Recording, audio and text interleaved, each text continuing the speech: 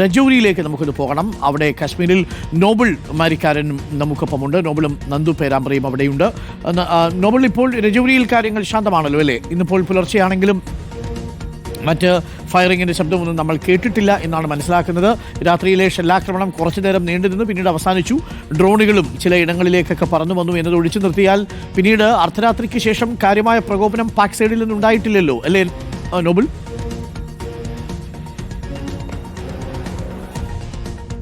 അത് നമ്മളുള്ളത് രജൌരി ടൗണിലാണ്. രജൌരിയിൽ ഇന്നലെ രാത്രി 7 മുതൽ 8 വരെ 9 മണി വരെ മാത്രമാണ് ശക്തമായ വെടിവെപ്പും ഡ്രോൺ സാന്നിധ്യവും അതോടൊപ്പം ഷെല്ലുകളുടെ ഒച്ചയൊക്കെ നമ്മൾ കേട്ടുള്ളൂ. പിന്നീട് അതിനുശേഷം ശാന്തമായിരുന്നു രജൌരി. എന്താണ് പ്രധാനപ്പെട്ട കാര്യം? രാത്രിയോ അല്ലെങ്കിൽ പുലർച്ചെയോ ഒന്നും ഒരു തരത്തിലുമുള്ള വെടിവെപ്പുകളോ അല്ലെങ്കിൽ അത്തരം സംഭവങ്ങളൊന്നും റിപ്പോർട്ട് ചെയ്തിട്ടില്ല എന്ന വളരെ പോസിറ്റീവായ കാര്യം തന്നെയാണ്. പക്ഷേ എങ്കിൽ പോലും രജൌരി നഗരത്തിന്റെ കാര്യത്തിലേക്ക് വരികയാണെങ്കിൽ 24 മണിക്കൂറും നല്ല തിരക്കുണ്ടായിരുന്ന അല്ലെങ്കിൽ ആളുകൾ എപ്പോഴും വന്നു പോയിക്കൊണ്ടിരുന്ന പ്രധാനപ്പെട്ട നഗരമാണ്, ഈ പ്രദേശത്തെ പ്രധാനപ്പെട്ട നഗരമാണ് രജൌരി എന്ന് പറയുന്നത്. പക്ഷേ അവിടുത്തെ സാഹചര്യം നമ്മൾ നോക്കുകയാണെങ്കിൽ കാണാൻ കഴിയും. കടകമ്പോളങ്ങളെല്ലാം അടഞ്ഞു കിടക്കുന്നു. അത്യാവശ്യത്തിലുള്ള ആളുകൾ മാത്രമാണ് പുറത്തുള്ളത്. റോഡിൽ വലിയ തിരക്കുകൾ അനുഭവപ്പെടുന്നില്ല. അത്തരത്തിൽ വലിയ ഒരു അടച്ചിടലിന്റെ ഒരു പ്രതീതി തന്നെ ഇപ്പോഴും രജൌരിക്ക് ഉണ്ട്. പൂർണ്ണമായും കാര്യങ്ങൾ ശാന്തമായിട്ടില്ല എന്ന് വേണം നമുക്ക് അതിൽ നിന്ന് മനസ്സിലാക്കാൻ.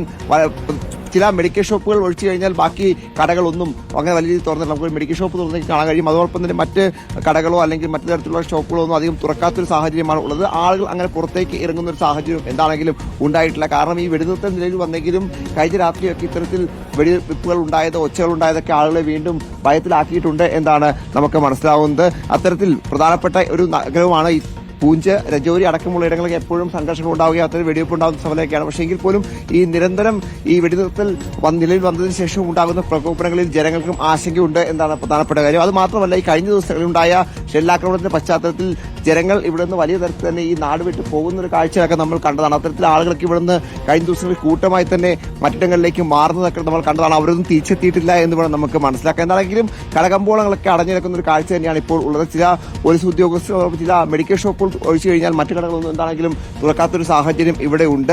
പ്രധാനമായും രജൌരി മാത്രമല്ല, പൂഞ്ച് അടക്കമുള്ള മറ്റ് സ്ഥലങ്ങളിലെയൊക്കെ സാഹചര്യം അങ്ങനെയാണ്. നമുക്ക് ദൃശ്യങ്ങളിൽ വന്ന ചില പോലീസ് ഉദ്യോഗസ്ഥരെയൊക്കെ കാണാൻ കഴിയും. അത്തരത്തിൽ പോലീസ് ഉദ്യോഗസ്ഥരൊക്കെ നിരീക്ഷണമൊക്കെയായി ബന്ധപ്പെട്ട് ഈ പരിസരത്തൊക്കെ ഉണ്ട്. പ്രധാനപ്പെട്ട ഒരിടമാണ്. നമ്മൾ നേരത്തെ സൂചിപ്പിച്ചതുപോലെ തന്നെ ഈ നഗരങ്ങളിലെ ജനങ്ങൾക്ക് ആശങ്ക പൂർണ്ണമായും ഈ ഘട്ടത്തിലും വിട്ടുമാറിയിട്ടില്ല എന്ന് വേണം നമുക്ക് ഈ ദൃശ്യങ്ങളിൽ നിന്ന് വ്യക്തമാക്കാൻ.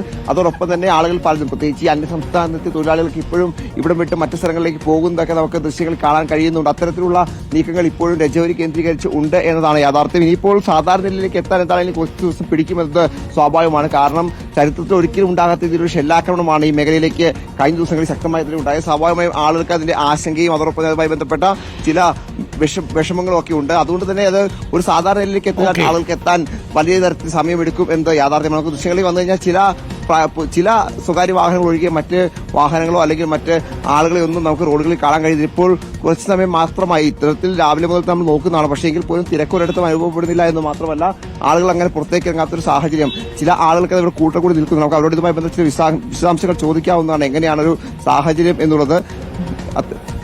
अभी इधर का स्थिति क्या है भाई? इधर का स्थिति अब ठीक है, नॉर्मल है, कल से ठीक है। शॉप सब बंद है? हाँ, शॉप सभी बंद है, शॉप सब बंद है और स्थिति नॉर्मल है अभी। हाँ, सीज फायर हुआ। कैसा है? ठीक महसूस कर रहे हैं अब, थोड़ा पहले से थोड़ा रिलैक्स फील कर रहे हैं लोग.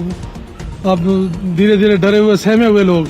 सिविलियन पे अटैक हुआ, सिविलियन इलाकों पे ही कवर हुआ सब, तो सहमे हुए लोग थे. अब थोड़े से धीरे धीरे उभरेंगे.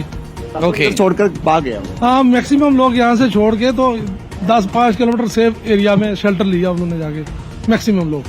ആളുകൾ 10 കിലോമീറ്റർ അപ്പുറമായി കുറച്ചുകൂടി സുരക്ഷിതമായ സ്ഥലങ്ങളിലേക്ക് മാറിയിട്ടുണ്ട്. എന്താണെങ്കിലും രജൌരി അടക്കമുള്ള നഗരങ്ങൾ ഇനിയിപ്പോൾ സാധാരണയിലേക്ക് എത്താൻ കുറച്ച് സമയം, തീർച്ചയായിട്ടും നോർമൽസിയിലേക്ക് അഥവാ സാധാരണ നിലയിലേക്ക് എല്ലാ മനുഷ്യരും തിരികെ എത്തുക എന്നുള്ളതാണ്. Thank you Noble. നോബിളും നന്ദു പേരാമ്പ്രയുമാണ് ഇപ്പോൾ രജൌരിയിൽ നിന്നും വിവരങ്ങൾ നൽകിക്കൊണ്ടിരിക്കുന്നത്.